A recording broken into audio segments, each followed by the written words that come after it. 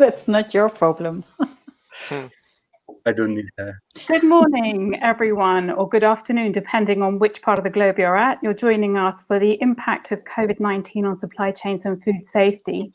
And with me this afternoon, I have an amazing panel. Many of you in the audience will know, if not all of them, then a few of the names that are involved in sharing their expertise and the experiences. Can I just ask all panelists to mute their microphones while they're not? Thank you very much. There's a lot of background noise there. Cool. Okay, so just before I introduce, as I was saying, the panelists, I'll introduce myself. I'm Tanya Suarez. I'm CEO and founder of Blue Specs and of IoT Tribe. But more importantly for today, I'm also a board member for the Alliance of Internet of Things Innovation, an industry body that was set up, I was probably about 3 or 4 years ago now, to really bring together the members and different constituent moving parts of the IoT ecosystem in Europe. Over the years, we've grown in membership. Hello, yes, we're actually in the panel at the moment. Brilliant, thank you. So if I could ask you to pose any questions that you have to the panelists actually on the questions tab on the platform. What we'll do is, I have a number of questions already. These have been designed to really stimulate the discussion, for you to really gain a clear understanding of some of the advances that have been achieved during this really challenging period, and how different parts, if I say, these really complex ecosystems from the technology, but also from the agriculture side, have come together to find solutions to what could have been an absolute disaster for us all. So without more ado, I will ask each of my panelists to introduce themselves. So Tom de Block, you're the task force leader for AIOTI. I can ask you just to say a few words and then we'll pass on to Nikos Isaris. Okay, thank you, Tanya, for the introduction. As for myself, I want to keep it short because so I'm here today as a task force leader for the Agri special created task force during the COVID crisis. Otherwise, just before, and still, I'm the chairman of the distributed ledger working group within the AOTI. And actually, the biggest delivery or what we are preaching in the last years, as you know, Tanya, is the architecture, high-level architecture for data markets, which then suddenly became relevant during the crisis. But more about that later. I'm also very happy to have all these panelists, and for full disclosure, we are not unknown to each other. We're all on the same page, and we hope to bring the message loud and clear to Europe and to the world today with this webinar. Thank you, Tom. Nikolaos Isaris, Acting Head of Unit, the IoT Unit for DG Connect of the European Commission. Nikos, a brief introduction, please, to the work that you do and why you're on the panel. Yes, good afternoon. Indeed, in the Internet of Things unit, we have dealt with various aspects of the pandemic and the crisis, including the impact it created on supply chains and food safety. So for me, it's an opportunity this afternoon to share some of the work that the Commission has done in the last few months to address this issue, and potential measures also to avoid similar things happening in the future. I'm very happy to be here. Thank you, Nikos, and I'm sure everyone's very pleased to hear that we'll be looking at ways in which we can prevent future disruptive events from being quite so disruptive as this has been. So Steve Tracy, now Director of Center for Supply Chain Research from Penn State, the USA. Good morning, good afternoon, good evening, everyone. Again, thank you for inviting me. As Tom said earlier, we're not unknown to one another. Tom and I have been collaborators for a number of years on topics similar to this. So pleased to be invited. Wanted to bring a perspective from the US to the panel. Hopefully that'll be helpful. And also wanted to hear from the audience on what their interests are. So happy to be here. Thank you, Steve. Jürgen, I think your connection is finally okay. Jürgen Vergaten, Director of the Institute for Agricultural Fisheries and Food Research, Smart AgriHubs, Belgium. Yes, good afternoon. Thank you for having me. Maybe I need to correct, I'm one of the directors of the Institute. Okay, We are several. So I'm leading the department what has everything to do with digital agro-food. And one of our spear points and most important platforms is at this moment Just Connect, which is a public-private data sharing platform. And so we are one of the first movers for sure in Flanders in the field of data sharing in agri-food. And that is one of the reasons why I am outermost interested in this discussion. Thank you, Jürgen. And Marika there with the beautiful green background. Marika AIOTI-developed, co-founder of the Fork, the Netherlands. Yes, Welcome. thank you. Thank you so much. Thank you. I once started with computer science at Wageningen University, university I think well known for agri-food, and I ended up as an economist, and it pretty much sums why I'm here today and why I think data and systems are instrumental in managing our food system at global level to a better degree. Thank Very you, much Marika. looking forward. Yeah. Absolutely. So, Tom, let's start with you. So, supply chain integrity and resilience has been a hot topic for AIOTI across industries, right? Not just the agricultural industry, but absolutely every industry has been impacted in some way, some more, some less. They've also been looking to adopt technologies that could help perhaps avoid disruption or perhaps even predict it, and to take measures that would minimize that disruption across the whole of the supply chains. Can you tell us a little bit about the NA Solution Hub that was quickly deployed through AIOTI? Well, quickly deployed is a big word. We identified that, and we are in deployment. I wish it was quickly deployed and we would spread it now to the other industries. Now, actually, the point was that, as you know, Tanya, we've been preaching a lot about data sharing, and a lot of different associations talk about data sharing, but I think I can summarize the situation that there is no sharing as long as there is no discovery. And we kind of skipped that first step of discovery. And we speak about data sharing and markets and stuff, but we as I said, we skipped that step, and that was we identified this issue very soon, thanks to Marika and other networks in global network. And also we discovered the solution very soon, and it is a part of that high-level architecture. So it all made very much sense, and I would say that the crisis actually became an opportunity for us to actually accelerate on our own promise, because I have to, and I think Nikos can confirm that very early in the crisis we had to confess, we had this early retrospective, that as an IoT sector, I think IT in general, but specifically IoT, made the promise, had the promise of delivering live data for mitigation and all kind of automatization and so on, but we desperately fail to that. We have been talking 5 and 6G in the last year, but in the reality of the crisis, we had to shift to analog 1G data collect, and then still we were collecting data which was not interoperable. So interoperability, big issue, and that naming authority, which we identify as one of the concepts who could actually solve that, is actually what we are now pushing to the market as a part of a public foundation, which is a must. We must pass this step of discovery. We must enable discovery to move to the next steps, which are sharing and business models and so on and so on. I hope that answers your question. Well, I think you've actually raised quite a few questions or subtopics within your answer, and we'll be exploring those, I think, through some of the questions to the rest of the panelists. But could I just take a step back from that then? Because you're talking about data discovery, you're talking about an interoperability to enable that data to be shared effectively and to be aggregated and disaggregated again and analyzed through whichever mechanisms and tools are available in the different domains.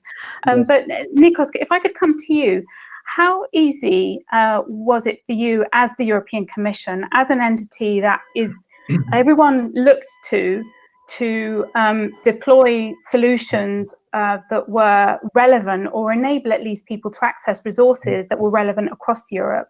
How easy was it for you to actually get data on what the needs were So even before discovery, because of course discovery is an important part, but before that you need to understand what needs there are in terms of the data and the requirements. Yeah.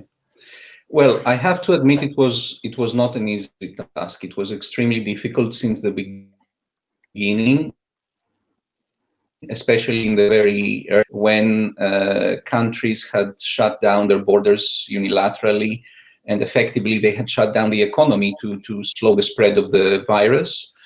And we had also all these phenomena of, empty supermarket shelves due to panic buying and the impact on the food supply chain. So I have to admit, in the beginning, in the very early days, the Commission was trying to solve the burning questions, like allowing food supplies to cross borders, for example, by creating these green lanes to keep food flowing across Europe. And then we had issues discovering new routes, for example. And I had discussed with Tom a couple of times the fact that due to certain border closures, food suppliers had to discover different routes and find those green lanes that would allow them to deliver the supplies as early as possible. But then there were more problems later on. Of course, it was not only due to the closure of the borders, but we had, to give you an example which may not seem very pertinent now, but you will understand why it is. Food authorities in member states also do some controls. They exercise some controls in farms, etc. So at some point there was a need to do these controls by different means. So by, for example, taking advantage of satellite data. So there was this Galileo app that was launched, which was a key tool in order to allow truck drivers, for example, to find the alternative routes and all that. So I have to say it was extremely problematic in the beginning. And one of the issues was not only interoperability and data formats, but more fundamental questions about how we allow the flow of products and how we allow the flow of data within the European Union. And how easy was it to obtain consensus on what needed to be done with the different actors? I'm not just talking about geographical or political differences in views and opinions, but different types of actors within that ecosystem, because you have the I don't know if it's the advantage or the misfortune to speak to absolutely everyone. It's you're in a privileged position in terms of being able to gather lots of different perspectives, as are we actually in AIOTI. But how easy was it to find that consensus? And I'll come back and ask the rest of the panelists as well to perhaps comment on this. But Nikos, you first. Well, the food supply chain is a very complex web, let's say, of interactions and of stakeholders. It involves farmers, it involves other agricultural suppliers, it involves processing plants, shipping, retailers, and the consumers in the end. And in these very difficult times, it was slightly problematic to even get access to some of these stakeholders, to be honest. So to the farmers, for example, or to the consumers. It was extremely difficult to find what was the demand levels, for example, by the consumers, or what were the supply levels by the farmers and the processing plants. So consensus was easy when you could get all the people to discuss over a video link and to understand what was at stake and how this can be solved. It was more an issue of reaching out to them and getting connected to them, I would say. And what about the live data for mitigation? Was that something that helped understand the real-time position across Europe and across the different stakeholders? Yeah, this is actually essential. I mean, the access to live data is extremely important in this kind of situations. And that's why I said that we tried using new technologies or satellite communications or other ways, even simple apps, let's say, to make sure that we get this type of real data that would allow us to see the supply and the demand, the problems in the circulation of the goods, in the flow of the goods and all that. I recall also a couple of apps that I have also tested on my mobile phone, which was a kind of crowdsourced information about the number of people in supermarkets, the supply of certain types of products, and the need for replenishing certain other products. So live data, of course, is extremely important in this type of situations. And I have to admit, consensus was reached easily and solutions were provided the moment we had access to all the individuals that had to be around the table or around the camera. Thank you, Nikos. I think, Marika, this brings us very nicely to you, because you were instrumental in helping AIOTI gather market data insights during the COVID crisis. So what were the particular challenges you faced in relation to that data collection, not just process of gathering that data, but also then maybe transforming it into something that was useful? Yeah, so we actually had a very analog response. So just 2 cents on the history. We are managing a network, an ecosystem of agri-food at global level that is called Strike 2. I will put it in the chat in a minute. And it really unites everything from research to retailer to farmer to a very unique combination of that ecosystem.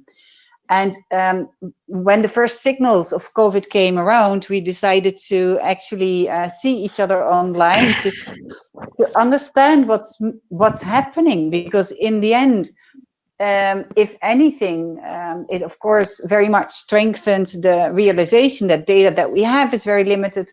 Interoperability, of course, is a pain, and the only way to really keep up with the pace of change, of impact, is to talk to each other and to trust each other's actually, I would say, professional background in terms of making sense of that data.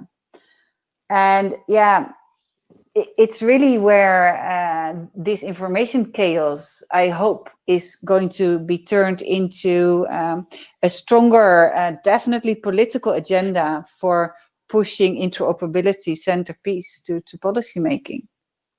That's a really interesting point you've raised there, Marika. You've, I don't know whether on purpose or inadvertently, brought to the fore the question of contextuality.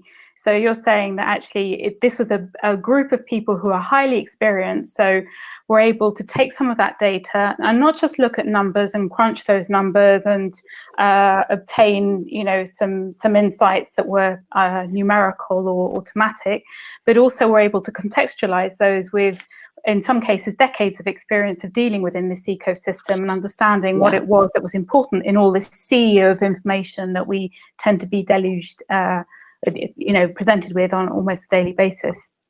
No, definitely. And I mean, I think we've all seen this picture on social media or wherever, where you have these 3 consecutive waves, where COVID is just a tiny little wave, then we've got recession, and then we've got everything else that we're working on a daily basis since the last, I don't know, 50 years. So COVID made it all very in our face and explicit. But the challenge is the challenge that we have on a day-to-day basis. Absolutely, the long tail. And really, yeah, we also know, and this is, I think, for most technology-minded people, very frustrating. The problem is never ever technology; it's always us. We are so limiting the capacity of technology, and a lot of the real. Sorry, go on. Well, a lot of the real information is really, you can only get that when you have an ecosystem view on interpreting data. And until today, I think that really requires the human brain to a large extent and experience that is not captured in our technical systems. Would anyone else like to comment on that? Yes, Tom here. I would like to add to that, because I witnessed all these, most of the Strike 2 and the network, the webinars. I think it was every 2 weeks. And it was definitely very confronting to see the shape of our markets degrade week after week almost, or very, very, very big issues. And some people gave indeed very meaningful insights. But what remains the strongest impression to me was the silence of certain people. Not what certain said, but what certain did not said. When there were 25 to 30 very knowledgeable people who were intended to bring the solutions to the market, who were overseeing markets and so on. And what I remember most of these early calls was the silence of certain people, and these were the ones who should have, you know, brought solutions or brought transparency of the state of the market. But everyone was very, most of them at least, were very silent. That's something I will remember. And Jürgen. Yeah. Yes, Jürgen. Well, actually, it's a little bit the thought that I just got through listening to the discussion. I think what also the COVID showed us is not only the new problems that came from COVID, but I think as Tom is also referring to that, to show us that we're just at the start of a lot of things that we thought we were much further. And I think it brings me to also to the farmer. I think the farmer is at the beginning of the chain, but let's be honest, although the Commission, and I have to respect them for that, does a lot of effort to connect the farmers, to digitalize them. We are in a lot of very interesting projects, IOF 2020, Smart Agrips. We do a lot of work, but it's a step-by-step process of winning trust, to get them connected, to get them digitalized, to learn them how to work with all these digital tools. So on the side of adoption, there is still a lot to be done. So the farmer is at the start of the chain, but he's also still at the start of digitalization. And what we miss there, besides the discoverability of all our data, is also the trust of the farmer. And that is why we are trying to build a platform that I don't know how familiar we are in this system with the code of conduct. But it's actually a very nice document developed by a lot of important actors in the agricultural and agri-food data ecosystem, where we respect the farmer as data originator, as owner of the data. And it's only, our platform is a B2B platform, so it exchanges data between businesses, but a lot of farmer data is with the business. The dairy business knows everything about how much milk, which quality the farmer is delivering. So a lot of interesting information of his product is in the businesses. It's the same with the feed businesses. They know what they deliver to the farmer. They know which feed he gives. So the interesting data is with the businesses, but we have to put the farmer in control because he's the owner of the data. So we build a platform that is like the digitization of the code of conduct, and it gives all farmers a kind of a dashboard screen that they can say, if I'm, for instance, a motivated app builder, or if I have a very good idea for a new app and I want to use data from the dairy factories and from the feeding factories or for the feeding businesses, it's up to the farmer to decide if he wants to share his data or not. And he has a red or green button. And we have to explain them what data do we want, how long, what are we going to do with it, and only when he says yes and he trusts the platform, the data can be exchanged. And it's that building of trust that is extremely important to do all these promising things with data. And then we come to the step that Tom says, even if the farmer wants to change all this data and we have it on our platform, but the other players cannot find it, we're again in trouble. So I think these are the two components that we need. We need trust and we need discoverability. So two things, Jürgen, on what you've just mentioned. First of all, the code of conduct, it would be great if it's available for you to put that on the chat, just so that our listeners, the people in this webinar can access I will do it. so. I think that would be a really interesting asset for people to be able to access. But then just a question from me on, you mentioned a platform where the farmers would be in control of their data, which absolutely, but you mentioned also permissioning for specific instances. Now, how do you square that with the need to access data on a real-time basis. So, you know, what Nikos was saying and what Tom was saying right at the beginning of this panel, talking about live data for mitigation.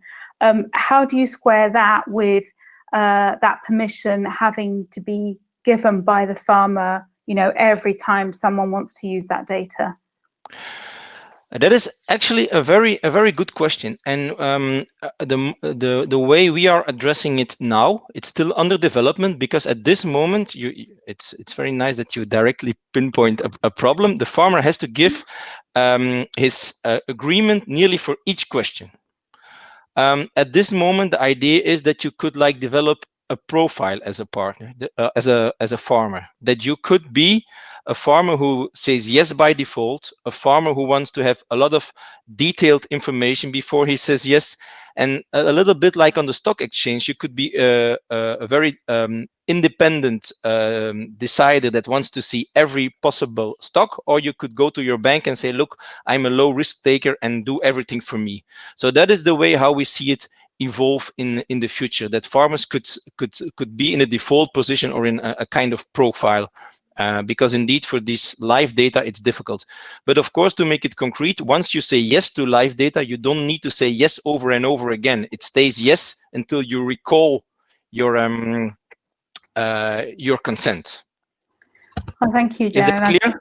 Yeah, I think it is, but I'd also like to invite some of the other panelists. And Steve, I want to come to you and ask you some very specific questions in just a second. But just to maybe expand a little bit on the information or the perspective that Jürgen's just provided, would anyone like to say anything?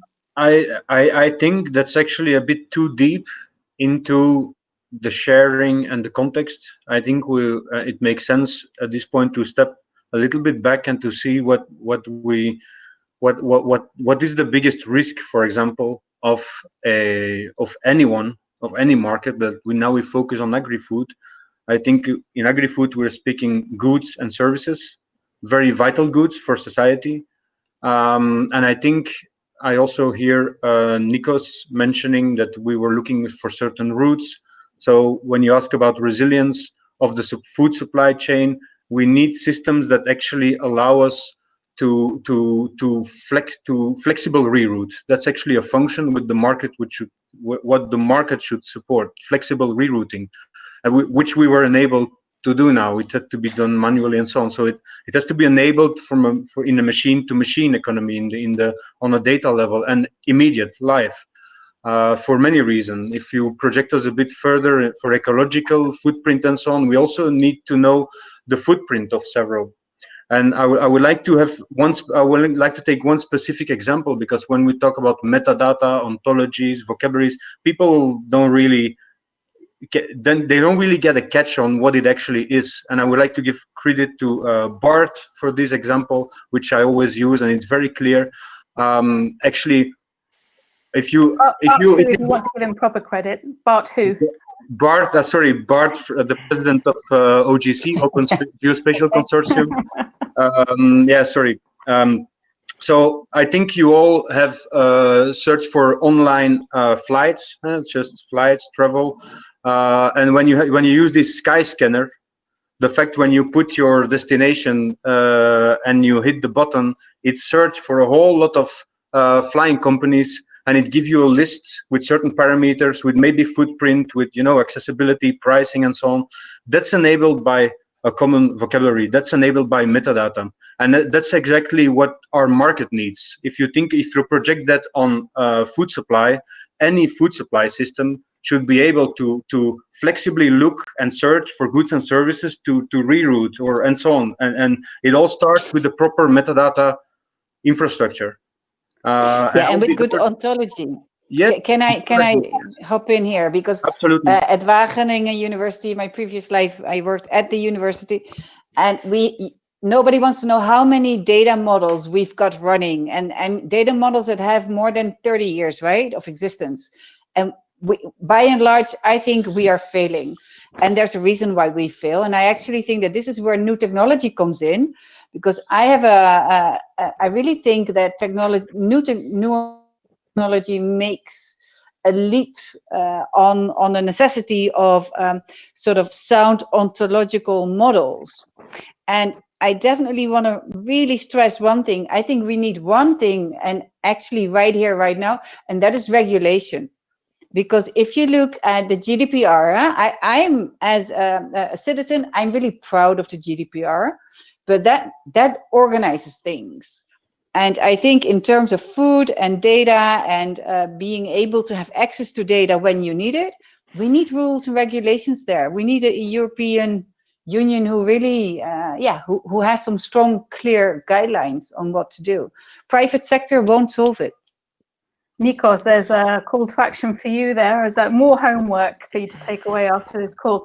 So, Steve, you've been incredibly quiet and incredibly patient. I'd like to give you the floor now, because I know that you were recently in front of the Pennsylvania State Senate testifying on all of these issues. Tell us a little bit about how you lived through this in the US, and how perhaps some of the conversations you were engaged with the colleagues here on the panel gave you some insights into how this could be addressed within your own ecosystem. Yeah, it's a great question. There's some commonalities about what's happened and what's going on in America, and some differences. One of the key differences is, if you think of the 50 states or the 48 contiguous states, we did not shut down our borders between states. And so the flow of goods was not really hindered. But the marketplace is designed in a way that it really goes two different directions, one to the retailer or the consumer, and the other way to institutional business. So the restaurants, some of the large institutions like Penn State University, when we have our students in campus, we have 80,000 students that are, the vast majority of them are relying on this for breakfast, lunch, and dinner. And all of those businesses shut down, and the institutional marketplace, the demand went to zero. And then, as I think Nicholas was talking about, trying to get a demand signal from the retailer consumer marketplace changed dramatically. There was a lot of binge buying in the United States. There was no controls on that. This happened particularly heavily in the protein side of the marketplace. In the state of Pennsylvania, and to give you some perspective, the state of Pennsylvania is about 12.7 million people. And within our state, we have about 60,000 family or privately owned farms that are less than $100,000 or less than 90,000 euros a year in revenue. Their access to the marketplace is really hindered because they go through a multi-tier system to get their products to the market, whether it's institutional or retail. And when the demand signal changed, a lot of them lost access to the market completely. The other problem that they have, which is sort of similar to what the others are talking about, is they are not able to capture the profit margins in their products, right? So they're at the mercy. So if you're a large producer, a large industrial business, you can invest in things like technology to be able to access the marketplace, look at market pricing, go directly to, and this is probably much better in Europe than it is here in the United States, because the way our system is set up. So one of the things that I was talking to Pennsylvania Senate about was a couple things. One is they were trying to understand is how is it that we have such a high demand, but we're disposing of large amounts of dairy products on a daily basis because there's no market for it. Well, there was no way for a lot of these farmers to pivot from the institutional marketplace to the retail marketplace. They had no access to it. The other thing is, why are many of these farmers struggling when demand for food should be consistent and relatively high? And then, you look on the consumer side. So I've been working with a couple of entities. One is the Pennsylvania legislature, to understand a lot of our politicians, and I don't mean this as any disrespect, they don't understand how the supply chain actually works, right? They don't understand how it just shows up and it's in the grocery store, and they're like, I don't know how it got there. And it's very unclear about all the steps, as I think Nicholas was talking about, how a complex of a system it really is. And when you I'm a supply chain professor. When you break a link in the supply chain, the whole system, comes to a screeching halt. There's no visibility of the way the system works.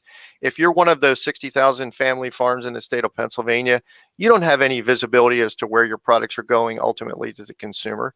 So there's no set of links there. So one of the things I talked to them about was coming up with policies that enable the farmer for him or her to capture more of the profit margin in the product, to have better access to the marketplace and have better visibility. So that was one. There's a company in California that I'm working with on a a blockchain solution where they're trying to make it a data autonomous system where farmers can actually sign up. They can leverage a tool that they can all use, and this is not just for in Pennsylvania. This is nationally, where they can get it. And Tom and I have talked about this many times. You know, Europe is further ahead than the United States in certain respects. So, for example, if I'm producing organic goods or sustainable goods, the consumer's visibility to that is very limited, right? It's a whole marketing effort that has to occur, and the farmer cannot capture the additional profit margin that should be gained from that because they don't have access. So creating a data autonomous organization that's a tool that is self-financed and self-funded that all these small farmers in the United States can have access to, and they could project that data, just like we're talking about, out to the marketplace and say, buy my products, you know it's coming from me, you know it's safe, you know it's organic, you know it's sustainable, and it captures a premium, and that premium is being translated back to the farmer. The other thing, and I'll stop here in a second, that I was working with is with another organization here at Penn State called the Pennsylvania Agricultural Resilience Network. And this is the capability here is to give visibility to the farmers to the marketplace. So again, when the system got broken, a lot of these farmers didn't know where to take their products to supply. And so trying to give them visibility, and my colleague over at the College of Agricultural, Patrick Drohan, who I think Tom knows, he's been hyper-focused on that in creating tools where the farmer has visibility to the marketplace so they know where their goods can be sold. So if one marketplace is disrupted, they have other marketplaces to go to. Well, thank you. Now I want to ask Marika to come back on that, because I think that you've got some really interesting experiences specifically relating to that exchange and that visibility in the supply chain. Yeah. Yeah, I mean, it's really bullseye in terms of, in the Netherlands, we have maybe, I think at global level, quite a digitized food system.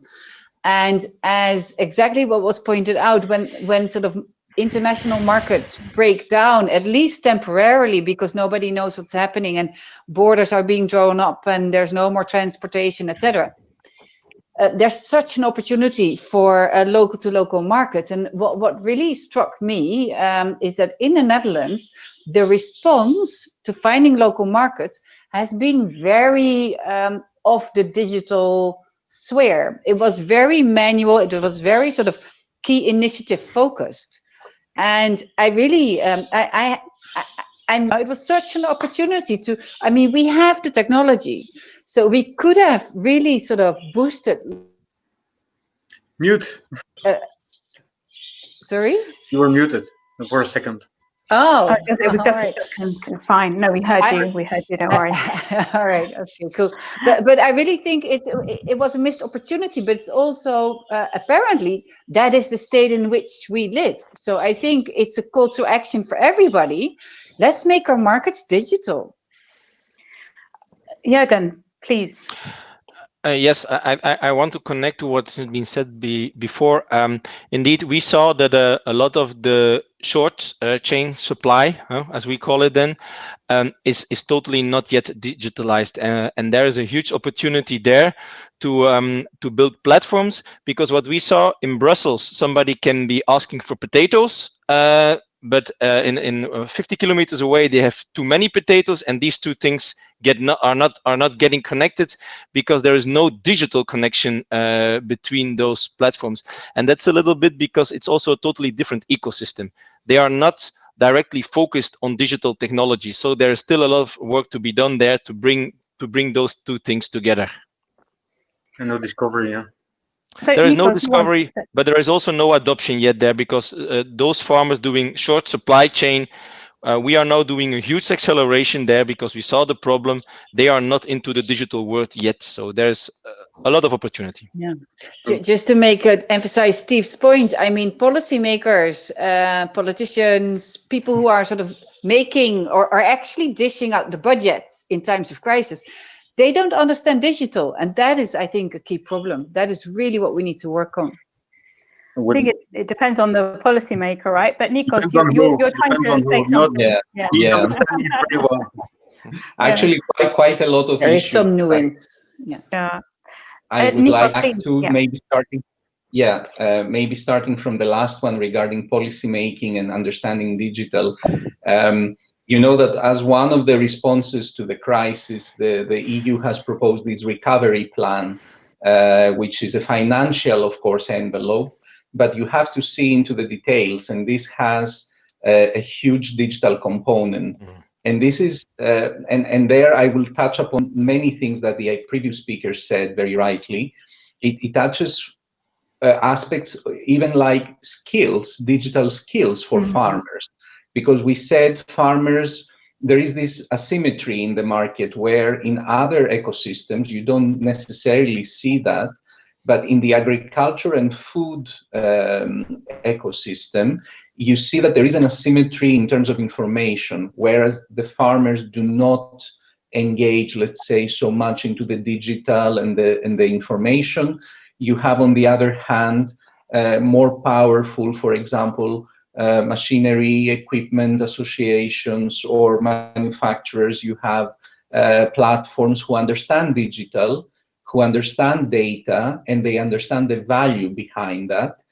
And then we try to bridge this asymmetry. So reacting to what Jürgen said, this code of conduct is a code of conduct by for data sharing by contractual arrangement, contractual agreement.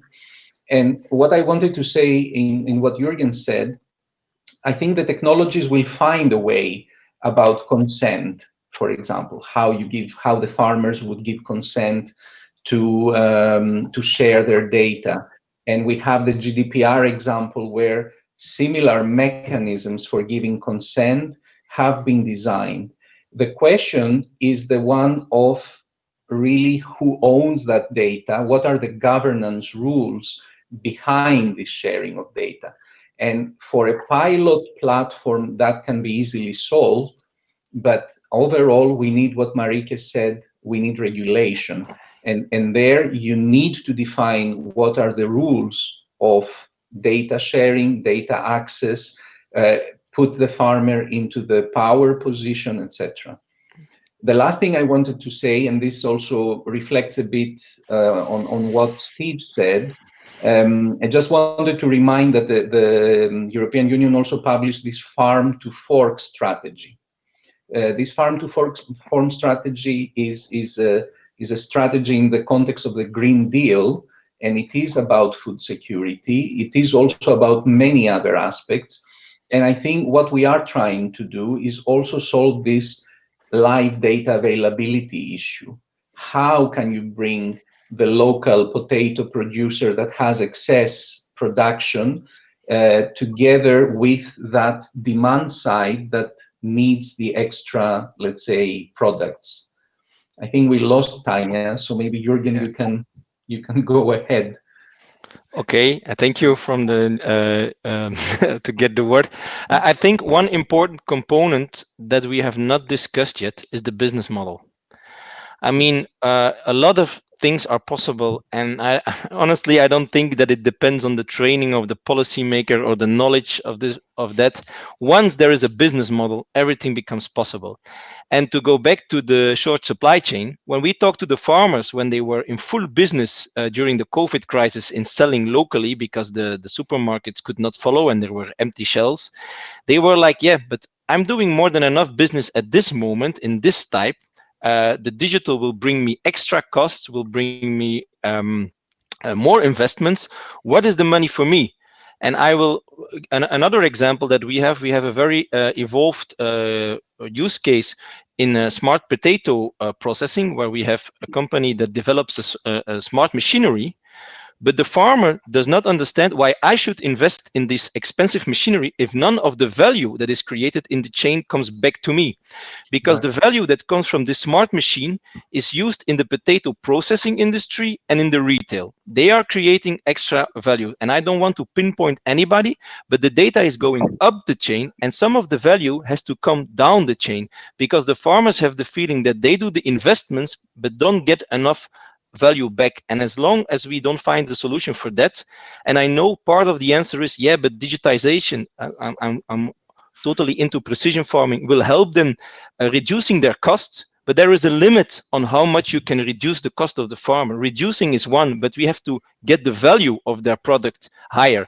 And I hope in one way that transparency due to data can help in this, that it can create a new equilibrium in the value of sharing the value in the chain. And I think an interesting component is there, but we are still struggling with the business model.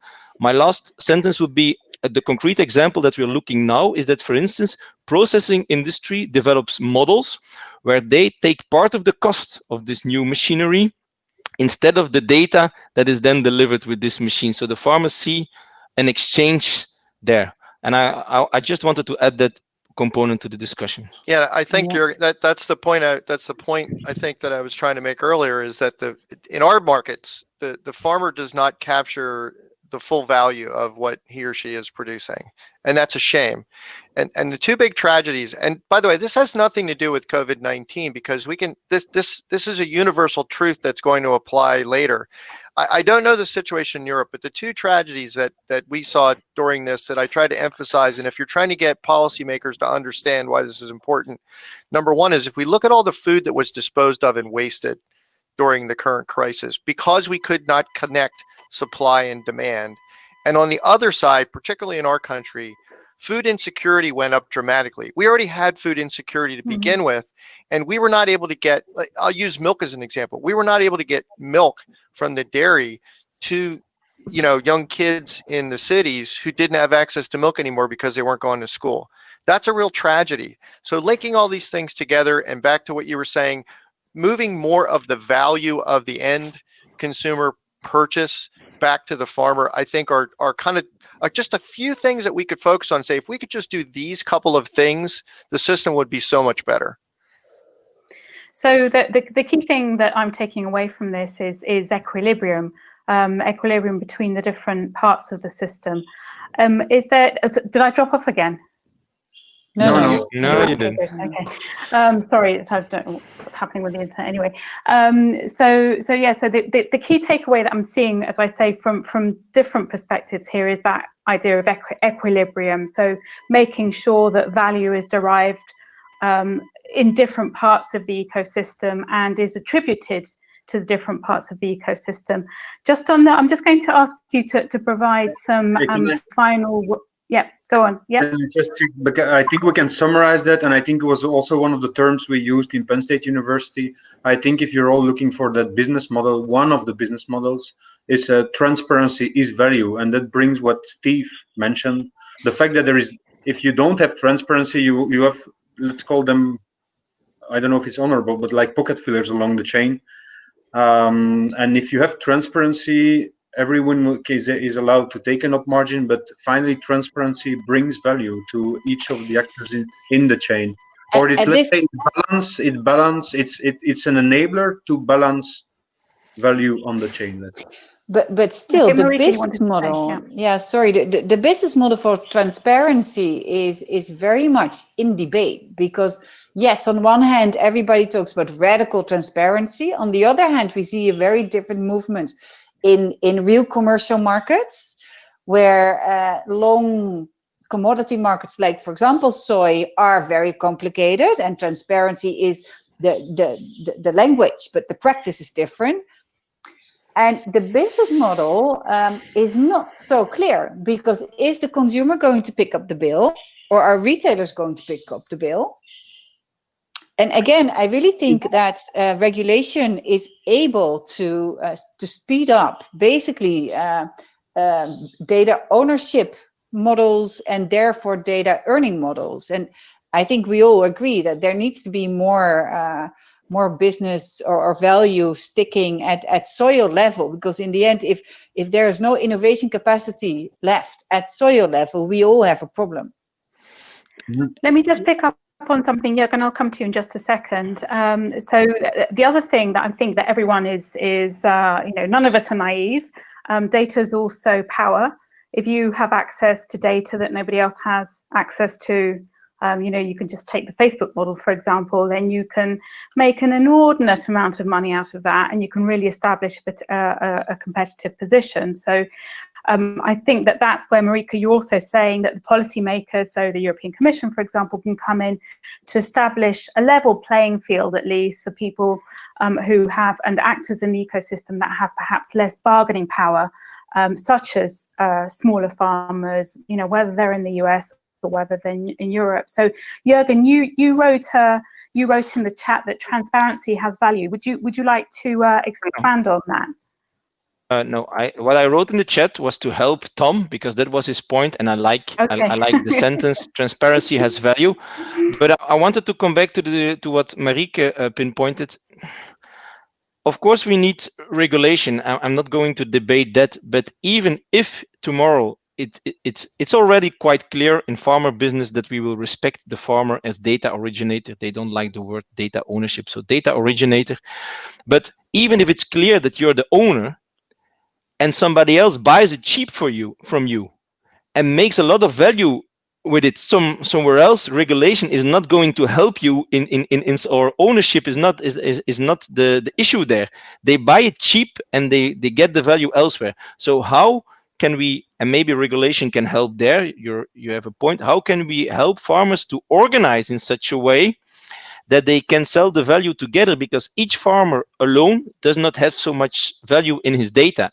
And as was been said before, it's not a new issue, because it's not only the ownership of the data, it's even the ownership of the potatoes. If all farmers would sell their potatoes together and not one by one, but they start organizing there also. So I think we need more than just clearing out the data ownership. We need a system to support them. To properly, if I can just speak to that, just 1 minute. I mean, because we always, I think it's logic. You always speak about the farmer flow of the data, but we never speak about another important side of the market, which is at the fork side. If you think about the farm to fork, is at the consumer side. We don't have access to the retailers. I think it's a must in this period. We should have at least some access to this retail data to see what is our market. Yes, and the other way around, from fork to farm. What is not said sometimes is you have from farm to fork, but it's also very interesting if we could see what becomes possible if we go from fork to farm, because maybe if farmers would have more access to consumer data and knowing better what the consumer wants, now that is in the hand of the again, we don't need to pinpoint one player in the chain, but it's the retail now who knows what the consumer wants, or who is in direct relation with the consumer. If the farmer could also get, or farmer organizations, more information about that, it could empower them, I think. But so that's where we need help from the regulator to enable access to these retail data lakes, because without that, we're missing some important pieces of the puzzle to be able to balance it all. Okay. So on that, and before I take the questions, there's a question here on the chat, and I'll come to that in just a second. But before that, and just to provide an anecdote, so during COVID, there was a potato growing cooperative in the north of Spain, in Galicia. They sent out a huge campaign, basically getting people to buy their potatoes, and I bought 40 kilos of potatoes, which I then had to kind of, give to friends and family and stuff. And I wish I hadn't, because they're delicious. I wish I'd kept them all. But my point is that actually there are an awful lot of tools that farmers can deploy, their digital tools that they can then exploit the data from that. So from this very simple campaign that I can't remember, it was Facebook or WhatsApp, this single cooperative got rid of their production. I think it was in the space of 3 days or 4 days. So there are an awful lot of things that don't necessarily require huge policy measures or huge investments in technology or in technological skills, because of course, yes, we talk about AI and predictive, and you can draw data from Galileo to see what the next crop is going to look like, and therefore you can plan what you're going to charge the wholesale markets for your particular crop, etc., etc. But on a different level, there are also an awful lot of other initiatives that you can put into place that don't require quite so much digital knowledge, and that are there. And before I'm just going to take this question, but I would also like to highlight the role of the European Commission here with their digital skills and jobs coalitions. They have something that's called Pledge Viewer, that actually invites pledges from all types of actors across Europe, and their sole objective is to get digital skills into society, into business. And normally these are collectives, these are people, organizations, parts of society that would not otherwise gather these digital skills. So just invite you to maybe make some pledges there. So let me come to the question. Adarsh asked, what's the existing business model in different countries? So I'm assuming he's asking about the differences between business models in terms of sharing data in the supply chain, specifically in the agri-food supply chain in Europe, and what the business model might be in the US. Who'd like to? Yes, Jürgen. I will answer very honestly on this. We have a platform starting off, so it's not, it's a bit a pilot project, but it's a public-private platform. It's fully operational. It has to be sustainable. We are struggling, I can be honest about that, with the business model.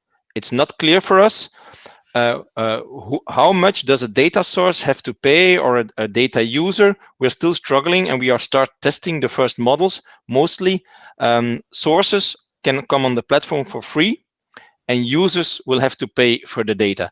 But as it's a chicken or egg discussion, we are in big discussion about that. And I'm always very curious if somebody can tell me I have a data platform and my business model is sound. I'm very interested in seeing it. I can talk about the US. Of course, there isn't one business model. There are multiple business models depending upon where you are in the marketplace.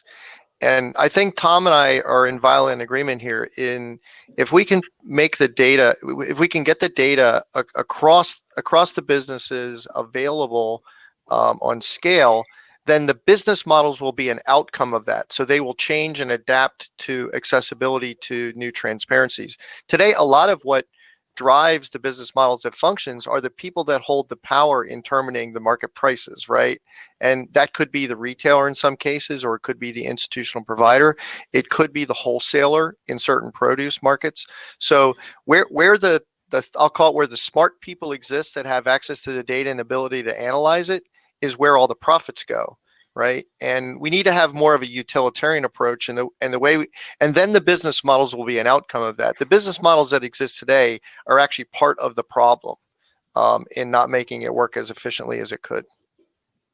But the thing, I would like to one short comment. The thing is that there is already some data sharing being done, closed data sharing between quite some partners, and they don't see the direct benefit to come to an open platform to do data sharing. So the switch for them is first a technological investment to come to an API-based platform. And first of all, they are not sure that the prices will be the same because they made very good agreements now in old style data sharing. So that's the challenge, to get these guys switched to the new system. Well, honestly, it's not the regulators who need some education, but the platform owners, I think, in that case. Really.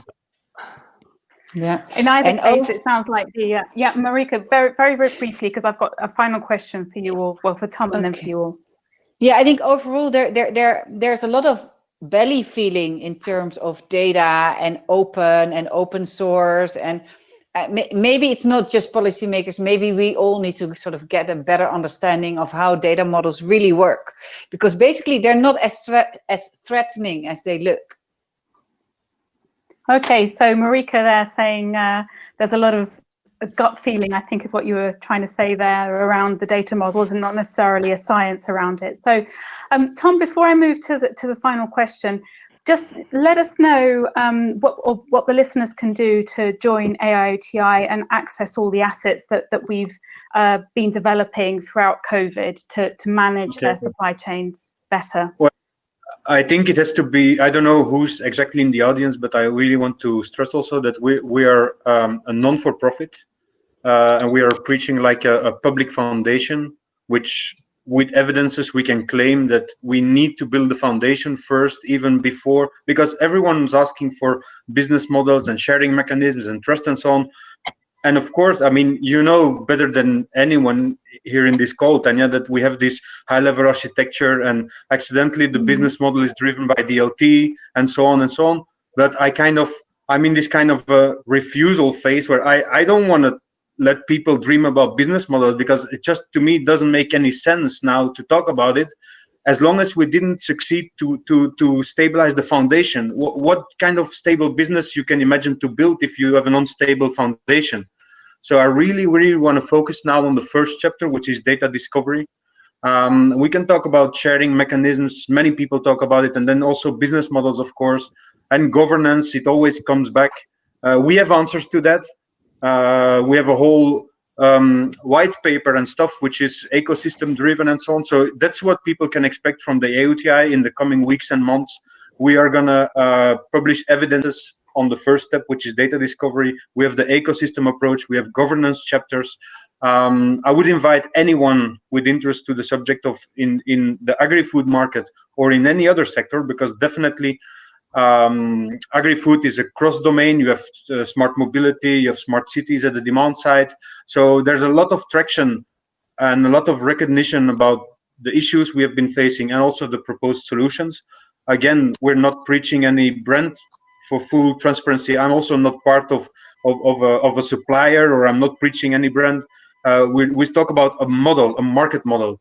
And so I invite anyone witnessing this call today or a recording to join the AIOTI, to join the task force, and there will be an access to, let's call it, cookbooks, best practices, and really practical evidences and practical components also, together with Ilvo and other people. People in US who are looking at this, I invite them to take contact with Steve, Penn State University supply chain. I mean, we are all facing similar issues, and I think many of these issues have been caused by several reasons, but I also think a lot of egos and private and corporate interests. And I think we have to step away from all that and think about the real public interest as a citizen first. Thank and so you. on. Thank you, Tom. So I hope everyone will join. Perfect. And I think that in the list of assets and knowledge bases, etc., that potential members, or actual members and future members can access if they become member of the AIOTI, is of course the opportunity to join this discussion, which is, you know, we've literally just started it. As I think you've all mentioned in your statements, that we're at the very beginning of a process. COVID has brought to the fore how important it is to have debates, to have transparent debates, to understand what we can all do to move this forward. It just remains for me to thank you all. So Steve, Jürgen, Nikos, Marika, Tom, and Bonnie, who's in the background, and Damir, who's also been the Secretary General of AIOTI, who's been also supporting the organisation.